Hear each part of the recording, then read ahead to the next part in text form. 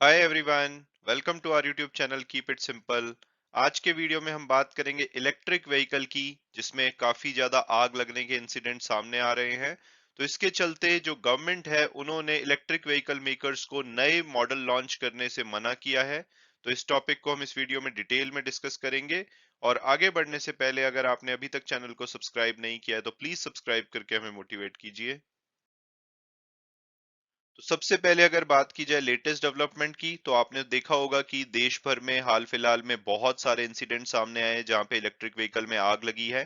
तो इसके चलते जो भारत की यूनियन गवर्नमेंट है, इन्होंने सभी इलेक्ट्रिक टू व्हीलर मेकर्स को बोला है कि भाई आप कोई भी नया प्रोडक्ट नया मॉडल लॉन्च मत करो मार्केट में। इसके लिए मंडे को दिल्ली में एक मीटिंग हुई थी मिनिस्ट्री ऑफ रोड ट्रांसपोर्ट और हाईवेज, जिसके कि मिनिस्टर हैं नितिन गडकरी जी।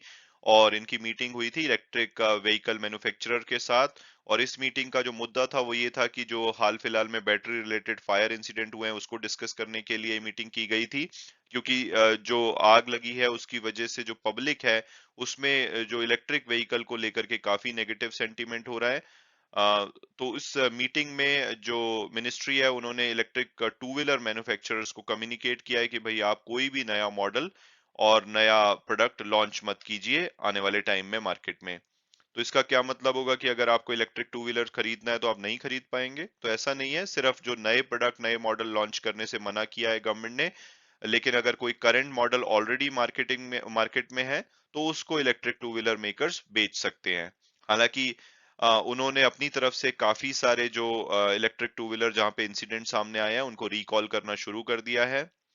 और ये जो डायरेक्शन दी गई है मिनिस्ट्री ऑफ ट्रांसपोर्ट और हाईवेज के द्वारा, इससे क्या होगा कि जो भी ऐसे ब्रांड भी हैं जिनके यहाँ पे कोई भी बैटरी रिलेटेड फायर इंसिडेंट नहीं हुआ, जैसे कि hero electric, I am not aware कि वहां पे कोई इशू हुआ है, तो उनको वो लोग भी कोई भी नया जो मॉडल है या प्रोडक्ट है लॉन्च नहीं कर पाएंगे ई स्कूटर का।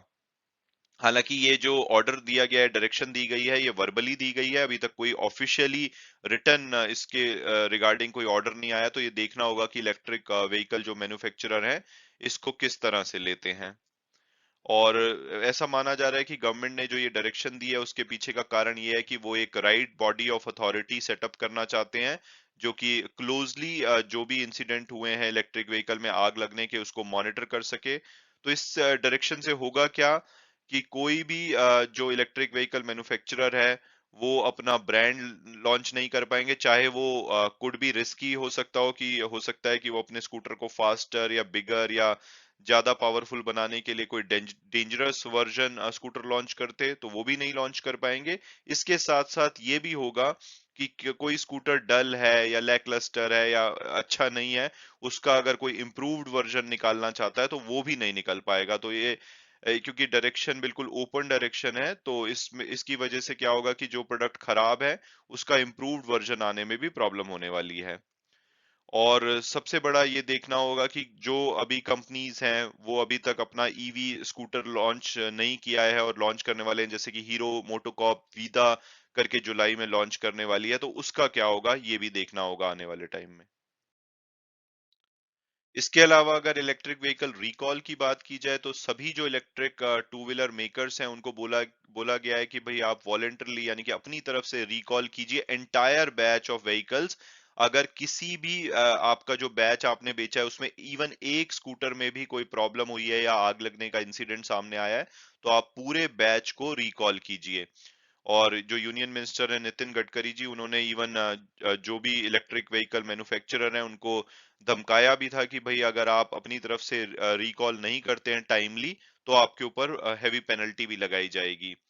और जब ये नितिन गडकरी जी ने ये बोला था तो उसके बाद हमने देखा कि ओला, ओकिनावा और प्योर जो ईवी हैं, इन्होंने लगभग 7,000 ई जो टू व्हीलर है उनको जो इन्होंने बेचे थे उसको रिकॉल किया है। तो आप सोच रहे होंगे कि भाई ये तो बड़े छोटे से ब्रांड लग रहे हैं, तो क्या मेजर ब्रांड के साथ कोई प्रॉब्लम नहीं है? तो आपको शायद अगर आप इलेक्ट्रिक व्हीकल को फॉलो नहीं करते तो ये मेजर ब्रांड ही है। अगर आप 2021-22 का डेटा देखेंगे, उसमें जो टॉप 7 जो ब्रांड्स हैं जिन्होंने सबसे ज्यादा स्कूटर की यूनिट्स बेची हैं, उसमें आप देखेंगे पहला नंबर हीरो इलेक्ट्रिक का है।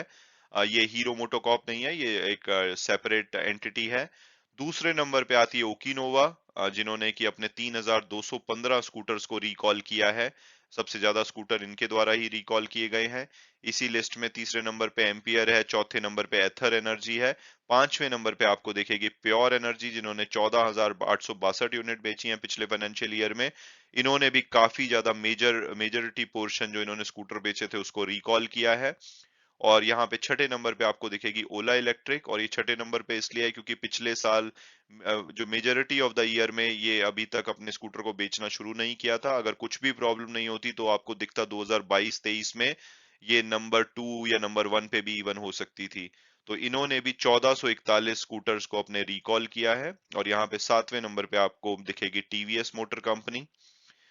और ये भी नोट करना होगा कि ओला की अगर स्पेसिफिकली बात की जाए तो उनका अभी तक एक सिंगल इंसिडेंट ही सामने आया है, जब उनकी जो पुणे वाली यूनिट में एक बैटरी फायर इंसिडेंट सामने आया था। लेकिन क्योंकि गवर्नमेंट ने बोला है कि भाई आपको entire batch of scooter recall करना पड़ेगा अगर आपके एक भी स्कूटर में प्रॉब्लम देखी गई है, तो उसके चलते इन्होंने भी 1441 जो स्कूटर है उनको रिकॉल किया है।